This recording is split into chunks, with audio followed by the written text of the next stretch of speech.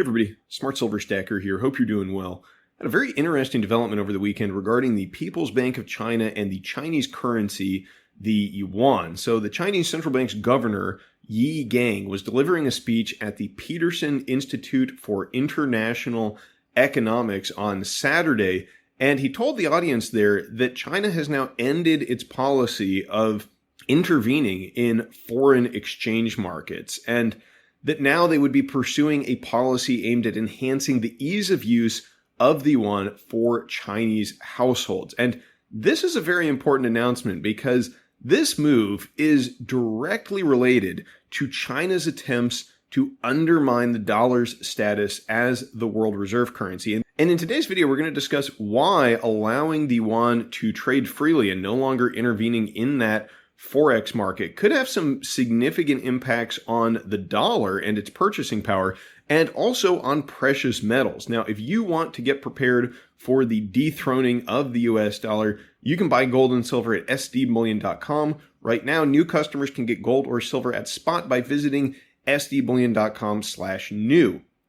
Now, why does this announcement matter? Why does it affect the dollar? Well, the People's Bank of China, they have been exercising tight Forex controls for some time now, pegging the yuan to the dollar, for example, keeping the yuan artificially cheap.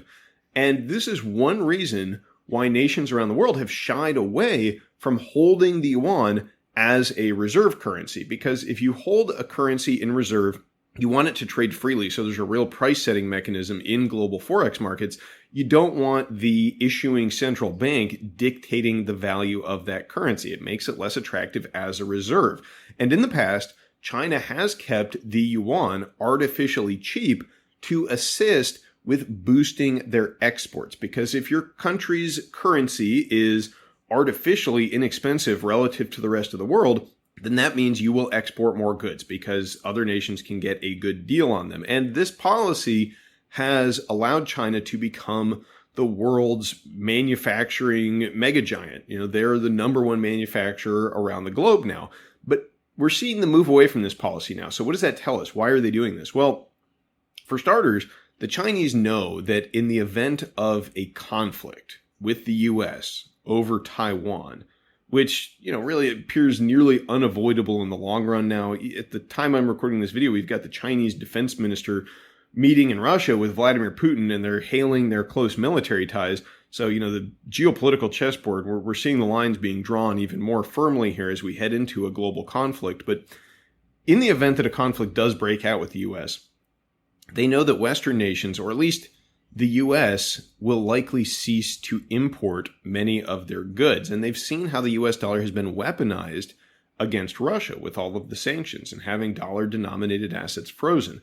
And notice how the central bank governor there, Yi Gang, he mentioned that they are pursuing a policy to enhance the ease of use of the yuan among Chinese households. Well, that sounds to me like they are shifting towards a policy of domestic consumption of their manufactured goods, and probably also focusing on exports to the other BRICS nations in the Middle East.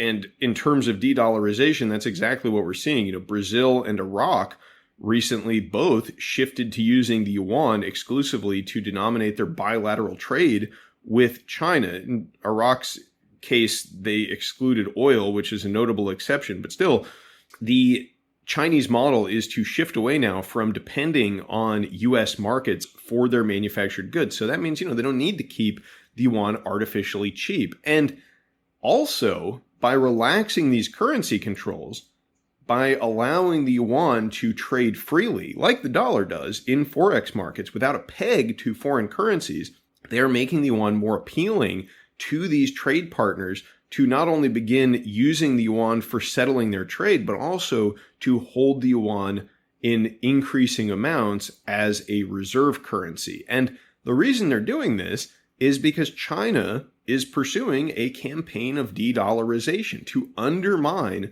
the US world reserve currency status. They don't like being vulnerable to being excluded from a dollar-based system. And so their answer to that is to attempt to undermine it. And by making the yuan more palatable as a reserve, they can steal market share away from the dollar. And Now, they're pursuing this policy very openly. It was just in December that Xi Jinping was petitioning Gulf countries to price their oil and gas in yuan through the Shanghai Petroleum and Natural Gas Exchange. And it was just a few weeks ago that we saw the Chinese pay French energy company Total Energy in yuan for natural gas. That was the first time an international energy trade has been settled in the Chinese currency. And yeah, by the way, if a conflict here does break out between the US and China over Taiwan, we can't expect the EU to join on the sanctions bandwagon this time around. They've already experienced significant economic pain as a result of the economic warfare surrounding the Ukraine-Russia conflict. They've lost their cheap Russian energy supply that they were enjoying for so long. And if a conflict does break out between the US and China, there's going to be very little appetite among our European allies to be cutting off trade with China. That's why French President Macron was just visiting China, and he's now advocating for an independent EU approach to Chinese relations in the event of a US conflict with China over Taiwan. Now, we can see that the stage is really being set here for the dethroning of the US dollar as the sole reserve currency. And we're going to find out that our allies, our alleged allies, they're a lot more willing to adopt this multipolar world financial order than we may have previously thought. Even close U.S. allies like Israel have begun holding Chinese yuan as part of their reserves while reducing their exposure to dollars. And at the end of the day, countries around the world, they're going to do what they believe to be in their best economic interest. And in today's geopolitical climate, that very likely could mean a diversification of their reserve holdings. Now, this doesn't mean that dollars are not going to be held in reserve. They almost certainly will for the foreseeable future. And a lot of international trade, particularly among Western nations, will still be denominated in dollars. But the US dollar will be losing market share globally as a result of this shift and as a result of China's policy of de-dollarization. And it's a big difference between being the world's sole reserve currency and being perhaps one of two primary reserve currencies, or maybe even just one of many reserve currencies. And that seems to be the direction that we are headed in. Now, losing that sole reserve currency status that the dollar has, that would mean much less ability for the US to export our inflation around the world because there will be less demand for US dollars. And if we continue along the path of massive deficit spending and printing that we have been pursuing for the past, 5 decades or so, it means that the consequences of those actions, all of the money printing, is going to be catching up with us a lot more quickly. And that means very high levels of inflation. Now, all of this talk about, one fiat currency versus the other, yuan versus dollars, I think it's important to remember that there is one obvious choice for a world reserve currency, and that is gold, or who knows, maybe even gold and silver. Because at the end of the day, substituting one fiat currency, substituting yuan for a dollar, it really does very little to improve the global situation. I mean, it is economic warfare, and we'll probably all suffer as a result, actually. But there's no reason to think that the Chinese, for example, would be any better of a custodian of the powers that come with having one's currency as a major world reserve. I mean, in fact, I think there's probably reason to speculate that they might abuse that power even more than the U.S. does. It's not like the U.S. is perfect, but we have our moments.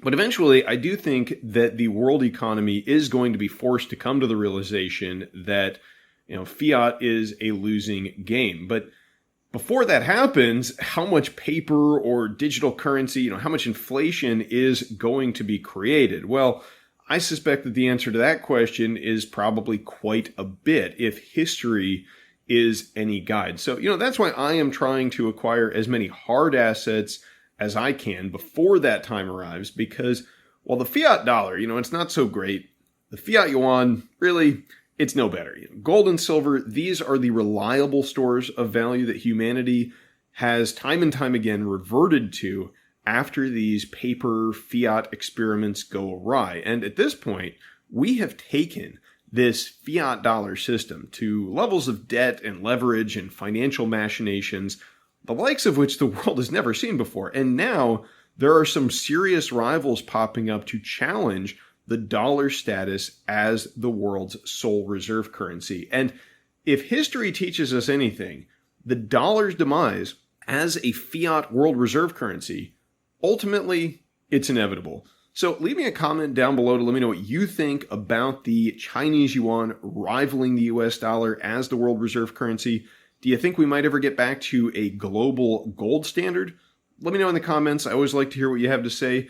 And that's it for today, everybody. Stay safe and happy stacking. Thank you very much for watching. I will catch you next time. Smart Silver Stacker, out.